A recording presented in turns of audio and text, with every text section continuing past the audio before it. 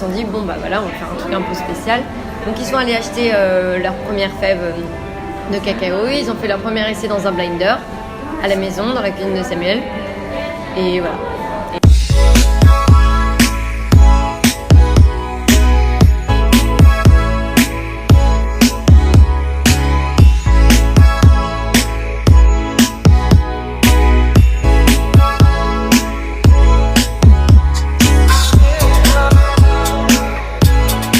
Ils se sont rencontrés dans un trek à Catienne il y a 8 ans et demi de ça. Vincent bossait à New York dans une agence de pub, Samuel bossait dans une banque et en fait ils cherchaient tous les deux une autre expérience de vie, faire quelque chose qui ait du sens à leurs yeux. Ils se sont rendus compte qu'en fait il y avait du cacao au Vietnam qui était très peu exploité et en fait ils se sont dit vas-y, on va être la première boîte du monde à faire du chocolat vietnamien au Vietnam.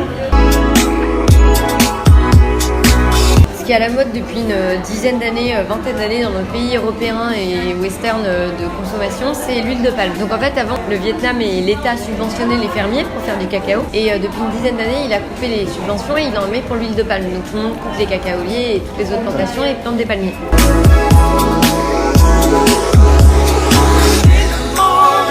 On travaille en tout avec à peu près 300 fermiers. Donc en fait, on ne va pas visiter chaque ferme. Mais chaque fermier, il rassemble les pods, les cabosses de cacao. Il fait tout fermenter chez un des fermiers qui est le fermier fermenteur. Là, on en a une vingtaine. Et c'est à lui qu'on achète. C'est un fermier qui est désigné parmi ses voisins tout autour pour être le fermenteur et qui s'occupe de la distribution.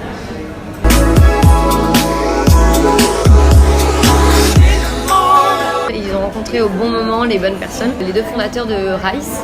Rice Design, c'est une agence de design, une des plus grosses et des plus connues à Saigon, c'est en tout cas des gros comptes comme maintenant Uber, Coca-Cola, McDo. Et en fait, Rice s'est lancé avec nous et nous on s'est lancé avec Rice, c'est-à-dire qu'on était leur premier client. Du coup, ils ont fait notre packaging qui a gagné plein de prix et qui a été hyper connu. Du coup, ça les a fait connaître. Et du coup, on est toujours avec eux, bien sûr.